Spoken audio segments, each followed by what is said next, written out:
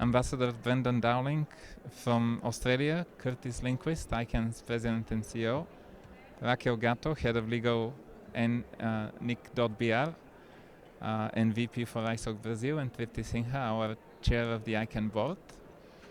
And we are going to explore the evolution of Internet governance since WSIS in 2003 and 2005. What are the achievements and challenges, and what are the key principles and actions for a transformative digital future? We have people who are participating here live, and we have a Zoom room where people can ask questions. We have an online moderator who can ping us when there is a question.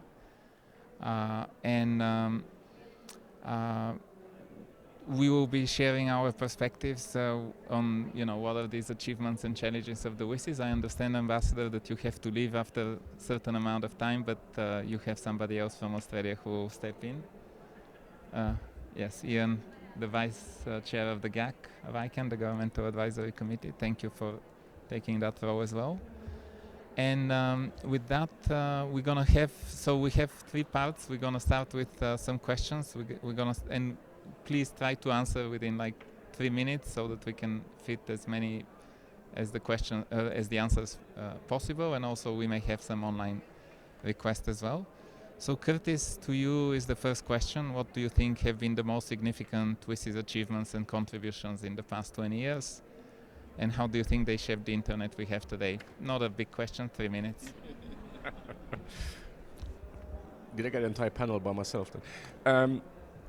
So I think WSIS was created 20 years ago, or 19 years ago this year, as a platform for to bring together the different parts of the multi-stakeholder model, but in no particular order: governments, technical community, civil society, business, and to foster a dialogue around what that means and how do we evolve the internet as such in all of these arenas, and building on all the experiences and mandates that these groups bring to it.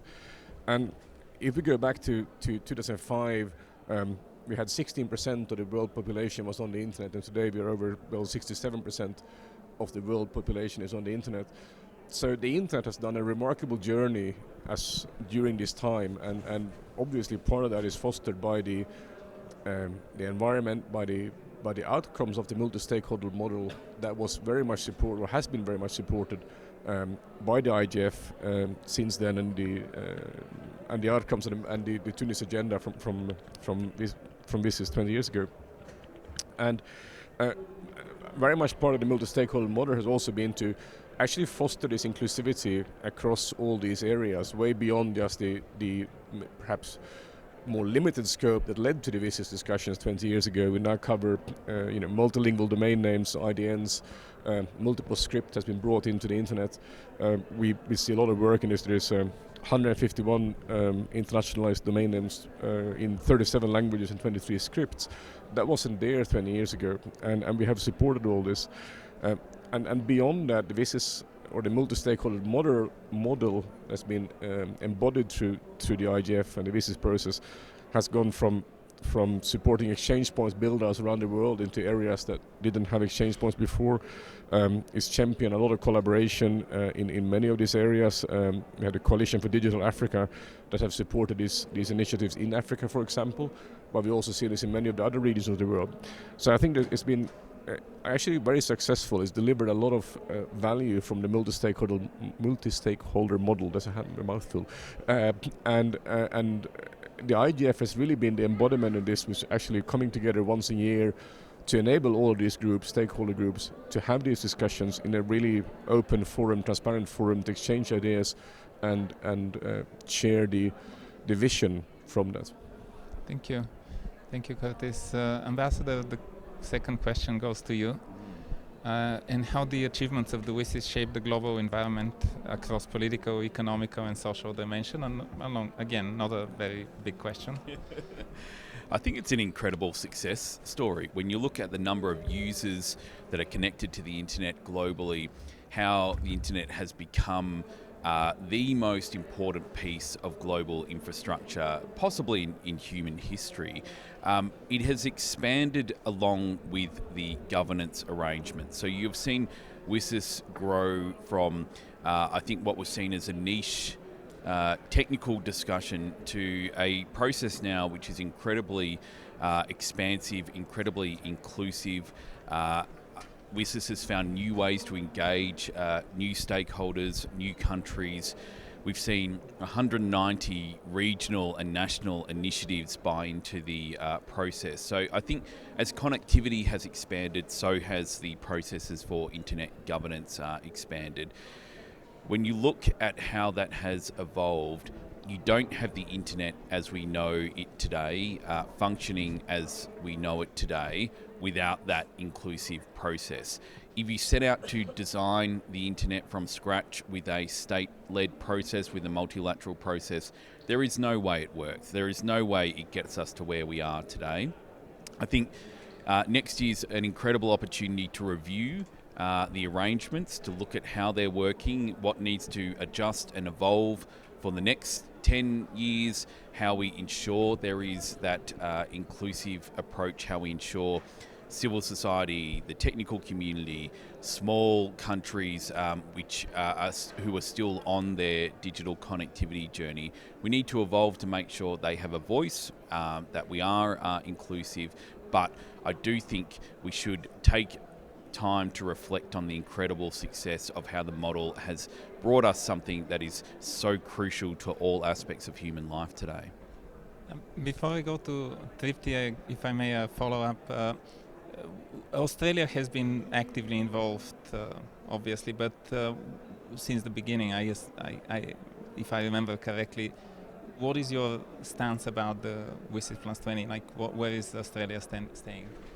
I think our most important priority is twofold. One is to preserve the preeminence of the multi-stakeholder model, to ensure there is equal footing for the range of stakeholders through the conversations next year. As I said, it only works when all stakeholders have a voice. I think WSIS is in some ways a unique arrangement where we bring a range of stakeholders on equal footing with an equal voice into those rooms. For us, that is a crucial priority. Our second priority is inclusivity. So we are doing a lot of work with countries in our region, particularly in Southeast Asia and the Pacific, to say, as connectivity spreads, and we're strong supporters of digital connectivity in the region through our work on subsea cables and telecommunications access, we want to ensure that they are part of the process. We want to ensure the smaller Pacific Island states are represented, are able to present their perspective. So our second priority is, as we preserve that multi-stakeholder process next year, to ensure there is a broader range of voices that are represented. I think we're well on the way to achieving that. I think we do a lot of work in the region. A number of other people who are represented here today, including ICANN, are really active in ensuring those places have a voice. For me, that's a huge priority for next year. Thank you. That's really important to have the smaller countries that usually don't go to these events to be present. Tripti, again, not a big question for the 3 minutes, but what have been the most challenging moments in the last 2 decades since the WSIS started? It started more than 2 decades ago. And what do you think are the key lessons that the IGF community should take away from this experience?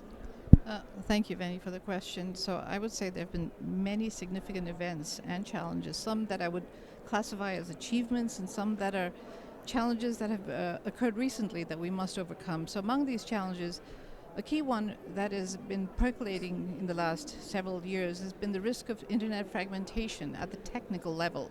So the calls for replacing the multi-stakeholder model of internet governance as we are currently witnessing with the new one, which is multilateral oriented, highlight the critical need for the technical community, including ICANN, of course, to come together to deliver on our mission. Another event that I would like to highlight is the IANA stewardship transition, which I believe is an achievement. It was a pivotal moment that required trust and compromise and careful management And this process proved and underscored the value of collaborative governance and provided a model for addressing some very complex transitions. And in other areas, in terms of what I would consider challenges and threats, is cybersecurity threats and misinformation and just the misuse of data and the value of data that has been presented to us in the last many years. And this value has taken on all kinds of key attributes, such as privacy has become critical, and then the weaponization of data, right? And so this can potentially erode public trust on the internet. And another very key thing is that no one, I think, ever imagined the speed with which information could move and actually impact and influence another part of the world. So balancing security with openness has proven to be difficult yet essential, underscoring the need for very robust security measures and greater transparency. At the same time, the persistent digital divide, leaving close to a third of the global population unconnected, highlights the need for innovative approaches to expand access, particularly in those regions that are not connected. So the key takeaway for the IGF community is, of course, ensuring that the multi-stakeholder collaboration in this model prevails. It involves governments, academia, civil society, the technical community, IGOs, businesses. Coming together, we have shown the resilience and adaptability, enabling all these different voices to come together and tackle problems together. And for example, I think the IANA transition proves as a model for us being able to come together and establish that internet intergovernmental cooperation, multi-stakeholder cooperation actually works and is very effective. So looking ahead, the IGF community must continue to strengthen this model while advancing digital inclusivity and fostering trust and transparency to safeguard the internet's future. Thank you, Tripti. You mentioned the IANA transition. Indeed, during the WSIS+10 review process was in 2015, and this was exactly when the IANA transition was happening. And I won't forget how the representative of China to the UN took the floor and actually supported the IANA transition, which was a very good sign of a major country supporting it. Raquel, last question is to you, and then we'll open if there are any questions online or in the room for a couple of minutes. What key factor has helped us overcome some of the challenges in those past 20 years, some of those that Tripti mentioned, and how might that knowledge guide the development of a more inclusive, secure and resilient digital future? And how do you think the IGF has contributed to this outcome?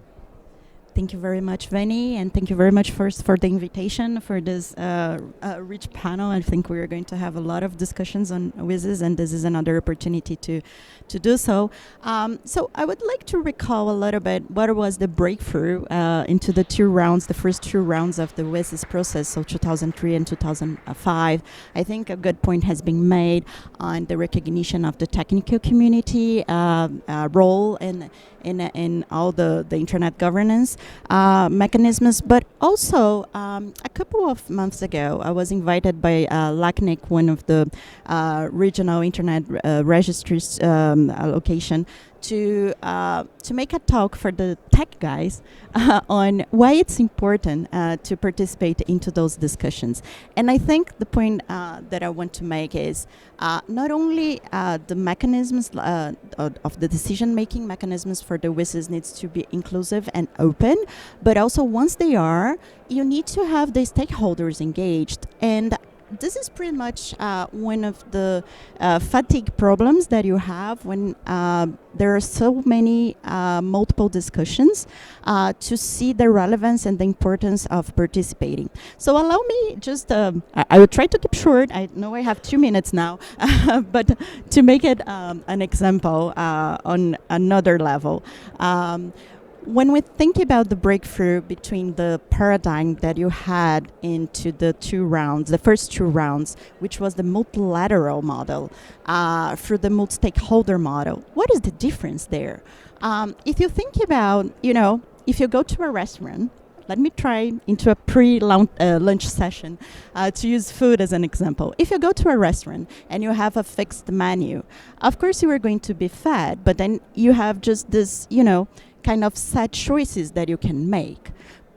Imagine if you could go to the kitchen and everyone could go there and use your family recipe, or if you don't know how to cook, you can contribute by doing the dishwashing, or everyone has a role there in the kitchen. And then when you are served, you have this diverse plates and experiences and exchange that can be made.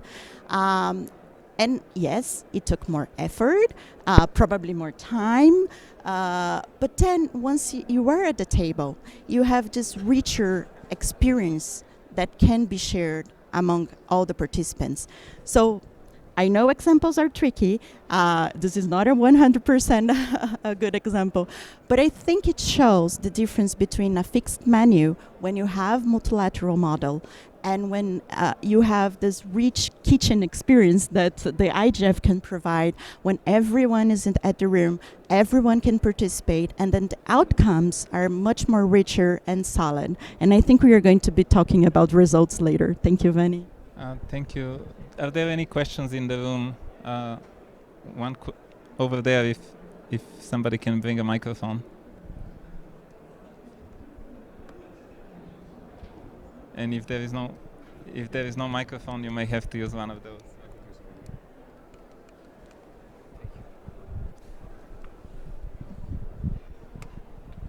Thank you, Benny. Very great panel. I've been involved in the WSIS project through the CSTD working group on IGF improvement, enhanced cooperation, member of MAG. I've been very active in business constituency in ICANN. I followed the IANA transition. And throughout, I've seen that ICANN has a unique product, and has their unique multi-stakeholder approach. And it played out during the call for the elimination of .ru, okay, and the community said no. So that is a brilliant model. How are we propagating this further? How are we strengthening this? Because of internet shutdown, there are a lot of internet shutdown around the place. Can we project this model so that when it comes to shutting down, maybe we can have a forum to discuss? Thank you. Who wants to take that question? Because if not, I have some experience with that, because it's related to how much governments are willing to take the experience of the last 20 years into their building their legislation, regulations, etc. And I come from Bulgaria, so I always give Bulgaria as an example because nobody can get upset about it.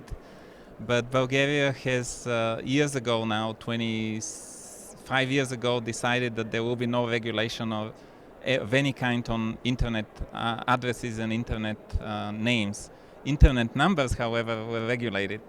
And the result was that with a 6.5 million population, at the peak of that boom, there were 2,000 internet service providers in the country, which, I live in New York City with 10 million people. There are 2 internet service providers, so not much of a choice. So I think one of the ways is what can be adapted from this model and how it can contribute to the governmental and intergovernmental processes. Yes. Can I just add one thing? I want to come back to what we said about the back in 2003 and 2005. This was not a given, right? There were other alternatives that we could have come down, right? And if you look at the discussions where look around us here today, you ask the question, how can we broaden it? We have broadened it.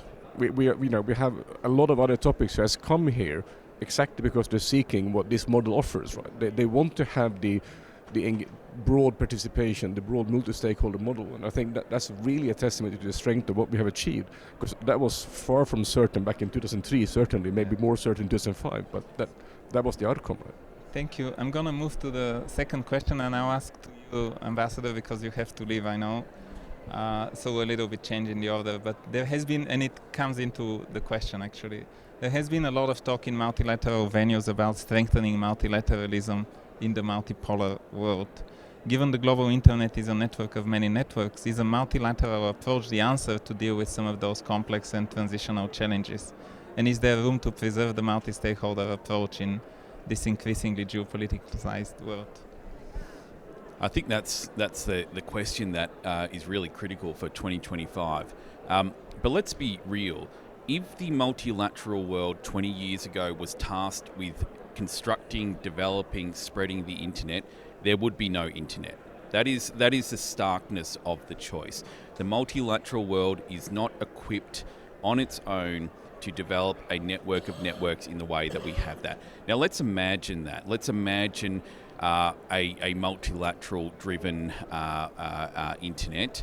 Firstly, I don't think it has spread in the way that we know it today.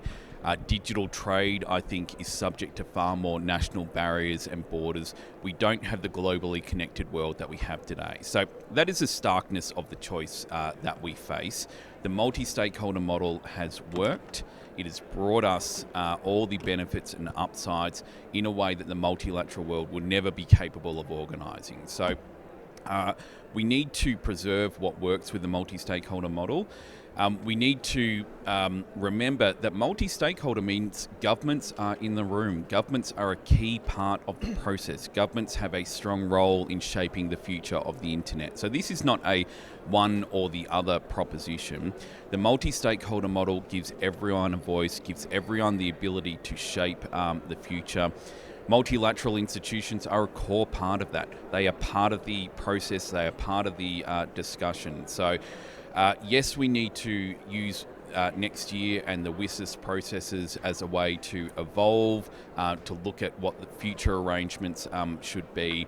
But let's be in no doubt, if we try to replace the multi-stakeholder model with a pure multilateral state-governed model, goodbye to the internet. That would be a catastrophe for us all. It would be a catastrophe for global development. It would be a catastrophe for meeting the Sustainable Development Goals. We're all invested in preserving the multi-stakeholder model, and governments are a key part of that.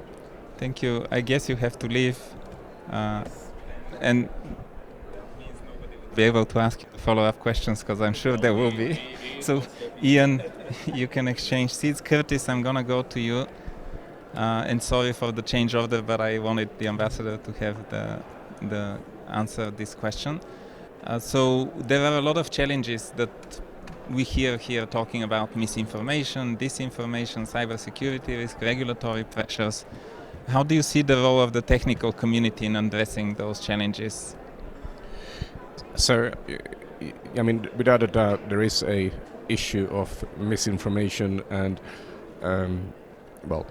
cybersecurity risks is a quite a wide topic, ranging from true security risks to resilience, and I mean there's many topics under that umbrella, and these are leading to increased regulatory pressure, and I think we need to, from the technical community, we need to make sure that we have the frameworks and the technologies to counter the risks, and I think that will also take some pressure off the regulatory need, because if we can safeguard this through technology, we might have less need for regulation. But I mean, there has been a lot of in the level throughout the last few years, last 10, 20 years, maybe even, these risks has increased, and there are all kind of actors and drivers are trying to exploit these weaknesses.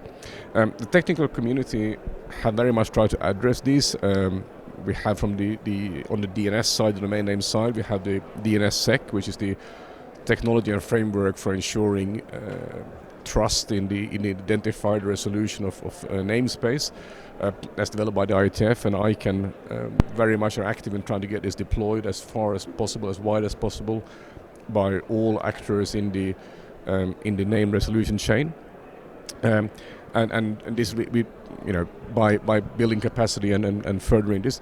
And the same goes for the number space, so the IP address space, to ensure validity in these through RPKI and manners and other initiatives where we can validate that the authenticity and the trust in the system is maintained. And that is what we are doing as technical community to counter some of these threats. Thank you. Tripti, to continue from Curtis' answer, governments have been paying close attention to those challenges as well. And so, in your view, in your observations, how does the geopolitical environment affect the technical underpinnings of the internet? and the challenges that Curtis was talking about. So I couldn't agree more with what Curtis just said, that geopolitical and political, movements do impact the technical underpinnings of the internet, and particularly the areas of regulatory complexities and cybersecurity events and risks and misinformation, the propagation of misinformation. And fragmentation risks have grown as some nations push for state-driven governance and infrastructure, including DNS resolvers. So these measures challenge the internet's unified and interoperable nature, creating barriers that could disrupt its global functionality. And I think we need to recognize that as we're promoting a multi-stakeholder model, this interconnected world, but I think the value that comes with such an interconnected world needs to be understood. So as the question that was asked earlier about countries turning off internet access, they only hurt themselves, because we are such an interconnected world that transactions will simply start to fail. And I think many entities in the world don't understand how things happen in the world today, whether it be economic transactions and communication transactions. So, it's really a situation of, cutting your nose to spite your face. Coming to cybersecurity threats further compound the challenges as geopolitical tensions escalate. State-sponsored cyber attacks, disinformation campaigns, and misuse of digital platforms increasingly undermine the trust on the internet. And this erosion of trust, highlights the urgent need for collaborative measures to strengthen the internet security and stability. The multi-stakeholder model continues to remain critical in addressing these challenges. It brings together all the different, constituents, the different stakeholders, governments, the private sector, civil society, technical community, so that we can produce craft a balanced solution, an inclusive solution. So ICANN's ongoing commitment to this model, particularly through its work in promoting UA, universal acceptance, and IDNs, international domain names, help bridge this linguistic divide and create a multilingual internet, which is essentially speaking to inclusivity. And so to safeguard the global internet's integrity, and the stakeholders must collaborate on all regulatory frameworks that address security and content-related concerns without fragmenting the internet. Through dialogue, cooperation, the IGF community can help maintain a unified, secure, and resilient internet in this increasingly polarized world. Thanks, Steve. I'm looking at my watch, but we have one more question, then we'll open for some to Raquel, and then we'll open for some questions, and there is an online question which we'll also address. So Raquel, some critics argue that the multi-stakeholder model is struggling to balance diverse interests and achieve concrete results. How would you respond to those critics, and what changes or improvements, if any, might be needed? Thank you very much again, Veni. And the burden of being the last one in the session is that you can subscribe to the other ones, but then you have a challenge to bring something new.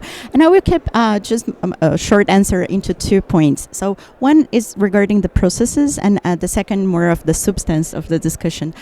Regarding the processes, I think it's important also to remember that you can bring this multi-stakeholder approach also to the local level. It's not only a global discussion, and I come from .br, which has the Brazilian Internet Steering Committee, which was set into a multi-stakeholder committee from 1995. So even before WSIS was done, even before ICANN. And it was really a natural decision when you realize that to take on the big task of thinking the internet evolution and recommendations for the internet use at the local level, one actor, one stakeholder is not going to bring the solution. So everyone come together to the table and make those recommendations. So that's the let's say the inception of the multi-stakeholder at the local level. And it's not about only keeping the internet open, of course, and safe, but also resilient.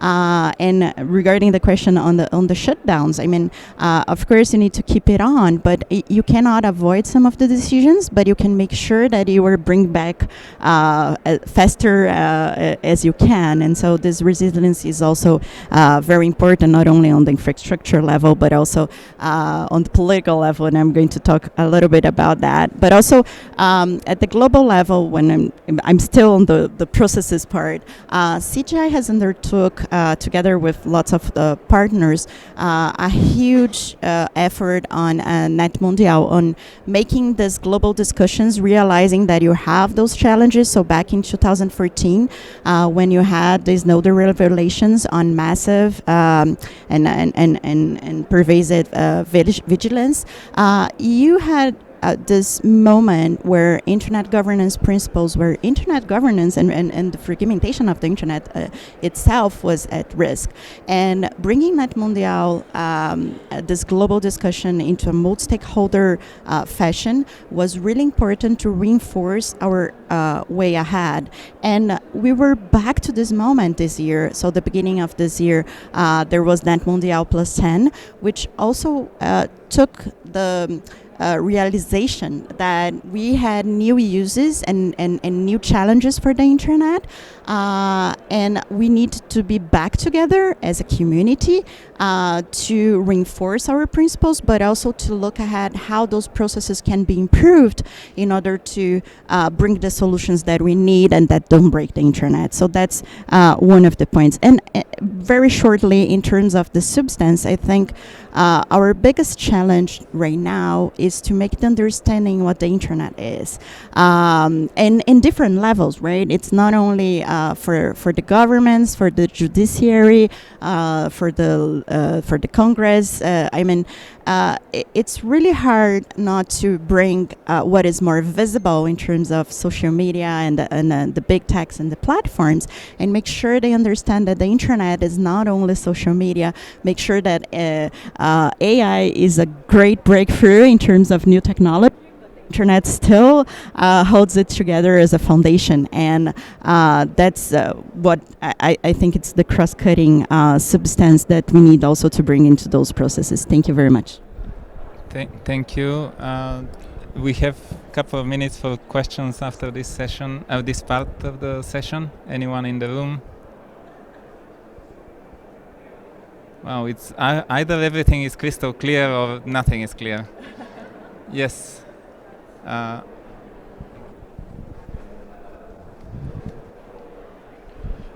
Sorry, maybe a question will be a little related to previous part, but I come from a country where which actually really wants the world to be exactly multilateral, not multi-stakeholder.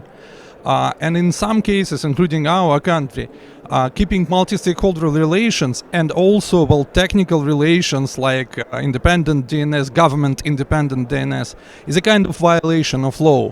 So we are slowly moving from, well, light discussions, not decision-making activities, to activities which might be slightly illegal or in some cases very illegal.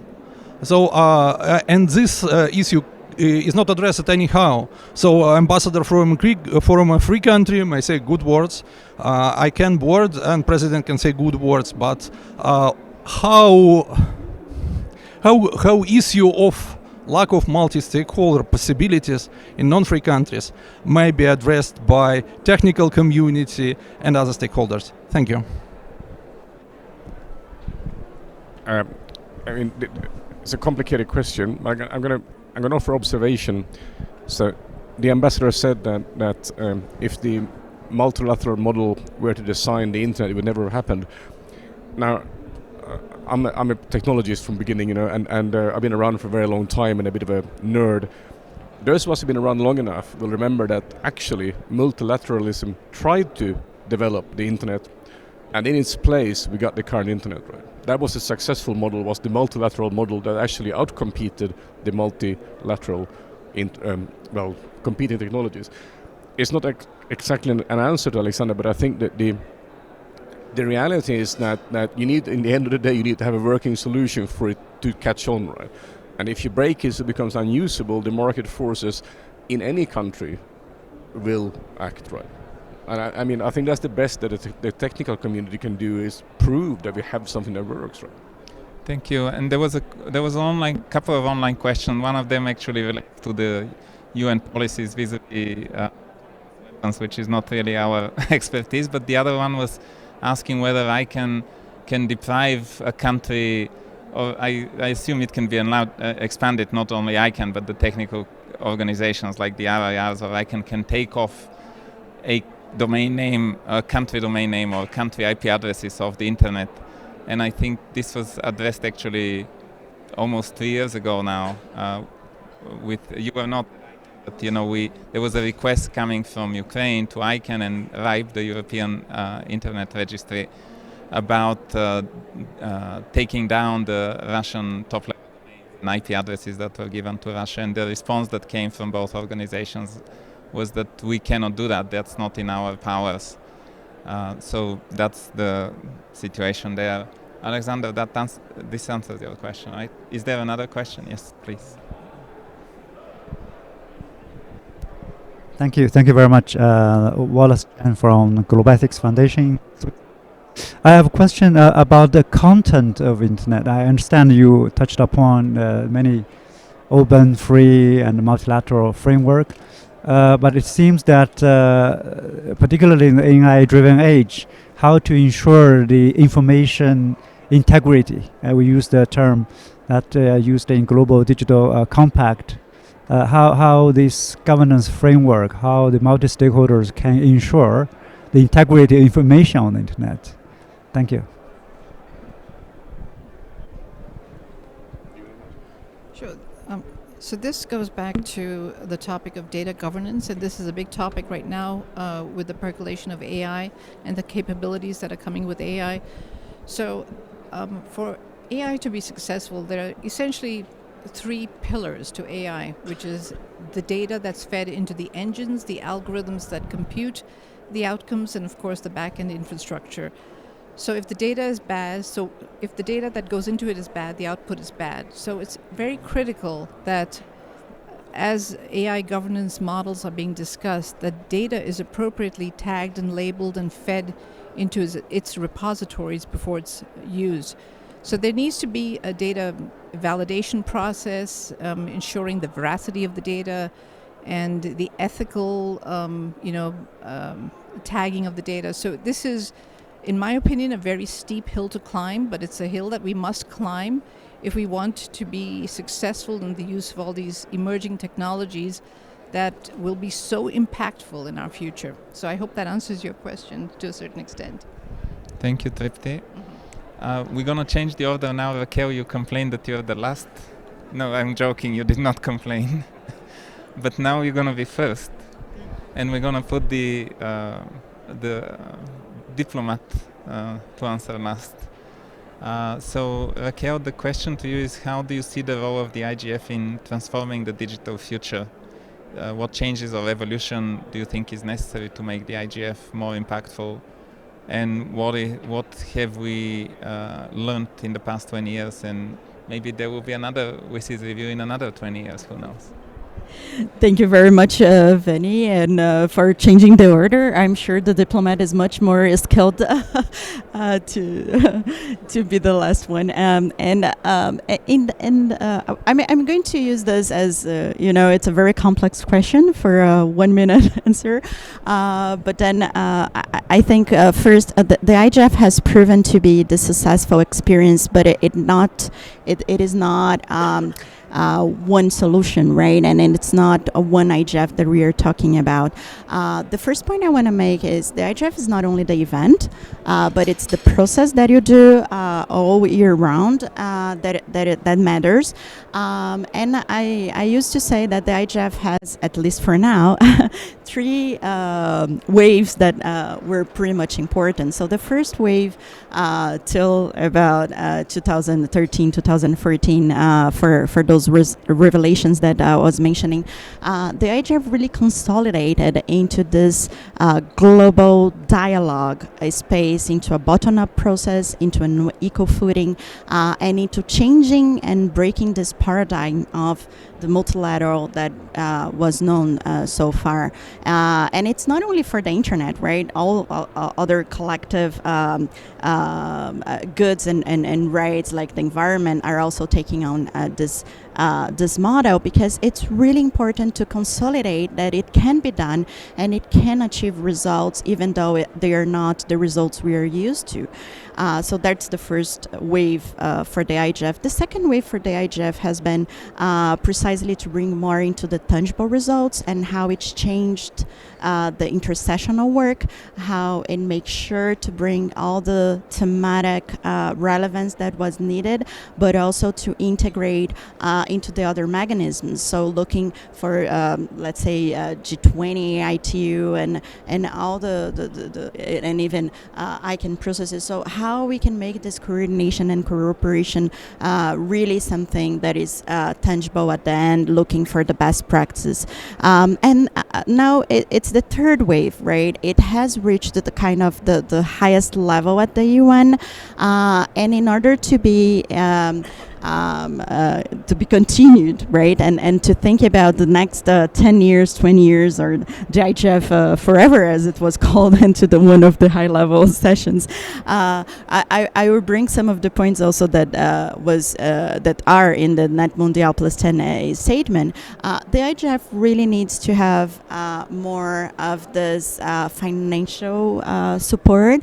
Right now at the UN streams and how the fund works, it's really uncertain how it can keep going, and to do all it's done, it's really a miracle that is happening right now, and it needs to have more of this resource level commitment, but also in order to make sure that it keeps going on being more inclusive and more open, and it fosters more of the national and regional discussions, and you have a retrofit from those.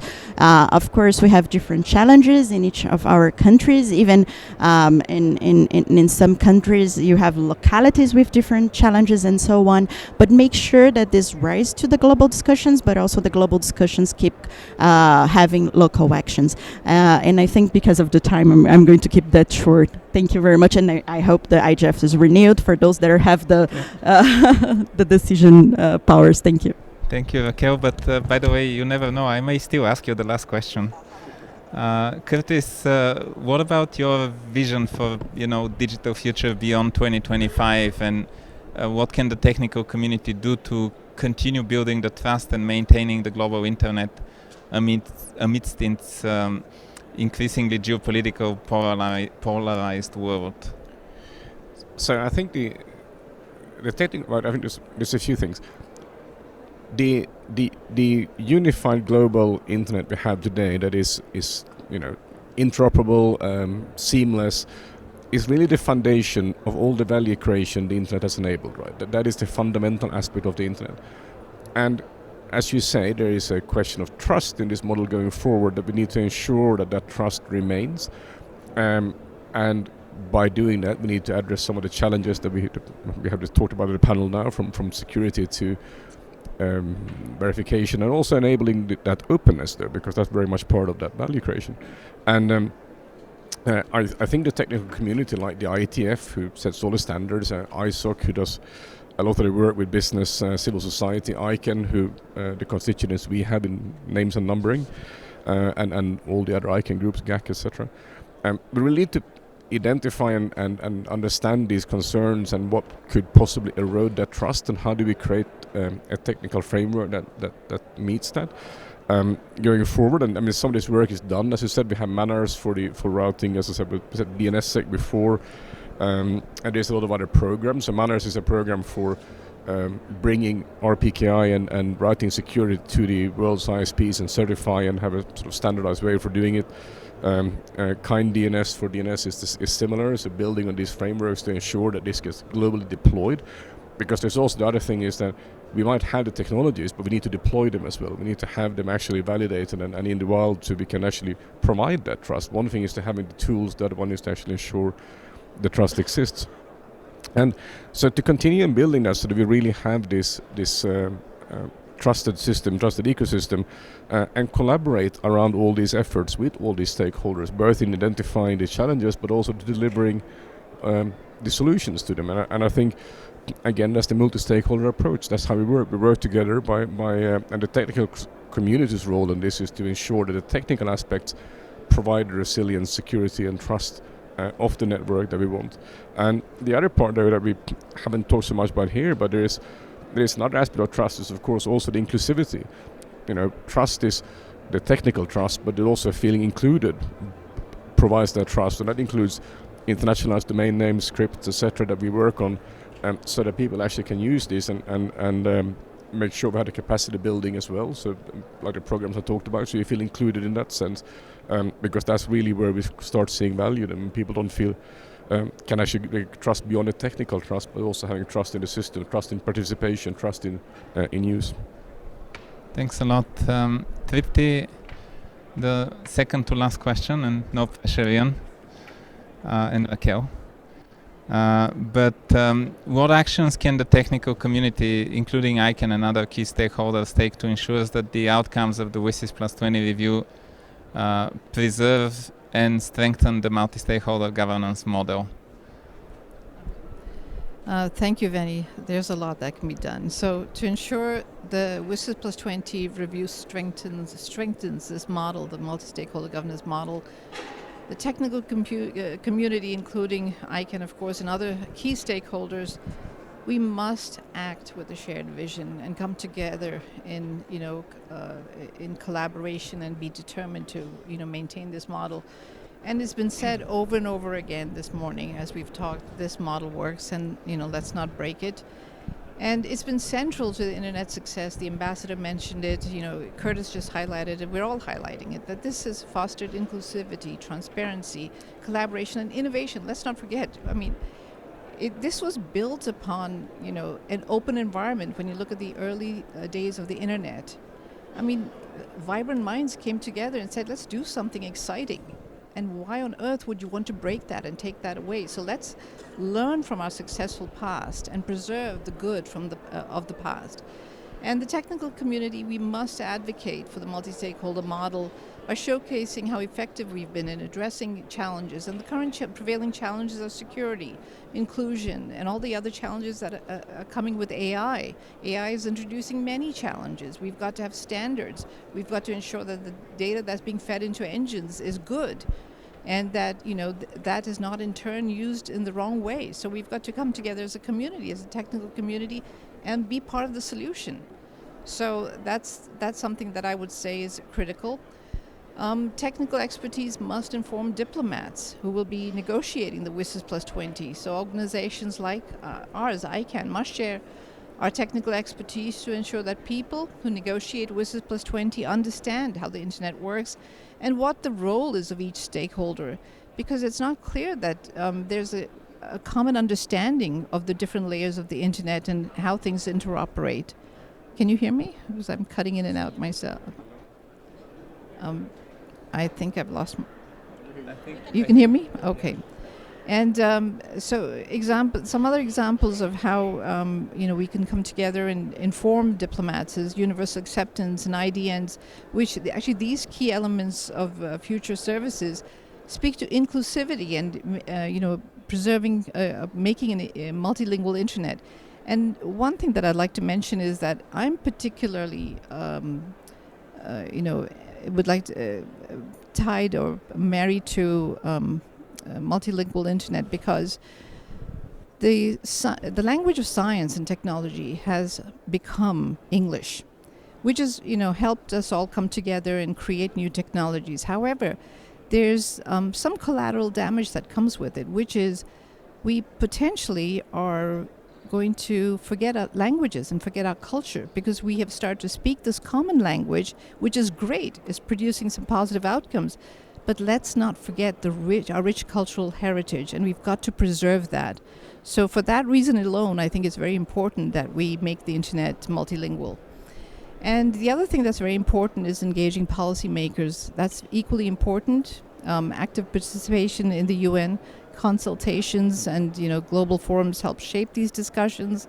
build understanding. Can you hear me? Because interesting because I'm cutting out. I can't hear myself. So, and it's all right. I'm almost done. And so this includes advocating for the continuation and strengthening of the Internet Governance Forum as this critical platform for dialogue and capacity building. And so it's a pivotal moment for all the stakeholders to renew our commitment to the WSIS principles. So we've got to prioritize trust, security, and inclusivity, and the technical community can effectively contribute to an internet governance framework that supports innovation, fosters resilience, and promotes inclusivity in this digital world. So thank you, Vinny. Thank you, and sorry for the technical difficulties. It was breaking here, but I realized it's only our two devices that were breaking. So Ian, the last question was for your ambassador. So you only have no, just kidding. No, from a government's point of view, though, what do you think the government stakeholders or the governments can do to preserve the trust while building upon the success of the digital transformation we've witnessed in the last 20 years? Thanks for the question, and thanks for letting me sub in for my cyber ambassador. Well, quite simply, I think it's governments should allow ourselves to continue to benefit from the multi-stakeholder process. Multi-stakeholderism means we're in this together. The internet only flourishes if the community as a whole works together. This requires trust. Trust requires two things: transparency, and accountability, and for that to be a two-way street. This means that governments and all other parts of the multi-stakeholder community must ensure that there is clear communication between each groups, and we all need to be accountable for each other's roles and that we play in the internet successes.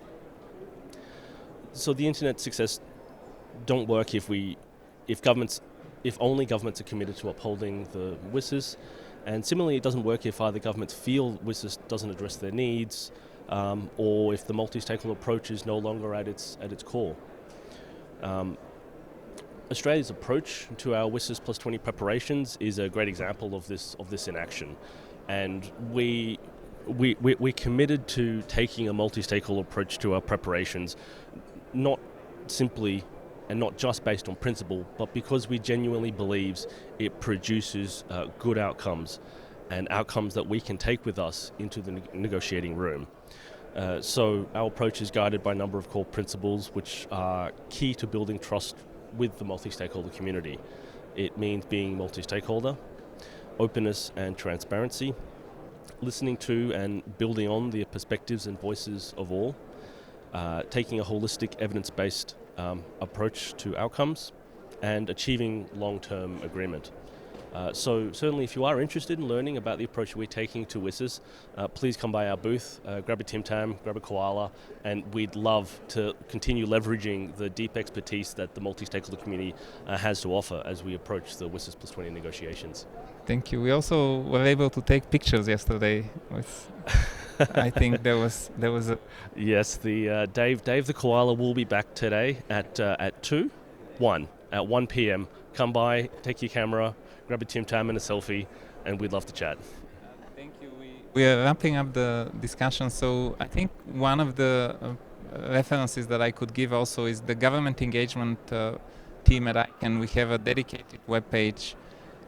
You can go to ICANN.org and click on government engagement, and you can find the information that we share. We created a network.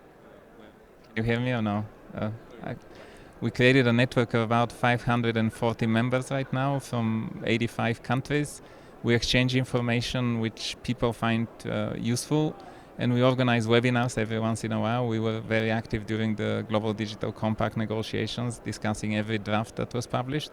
We'll continue doing that in the WSIS process. So please sign up, read our papers that we are producing. Any last comments or words from you guys, or else I'll turn to Raquel. Thank you very much. I just want to say and appreciate the work you're doing. It really helps us, even at the local level, those materials we can spread. And I think that's also the message here, because preach the importance of the IGF. For those in the room, it's easy. It's much harder when you go back home or back to your constituencies, and then you need to convince those of the importance. And so having this background materials are really, really important. Thank you, Veni and Kurt and everyone for the work done. Thanks a lot. Any last comments? No? Well, thanks a lot. We finished actually 3 minutes before the end of time, which the local host will be very thankful. We're giving them time to rearrange the stage. Thank you.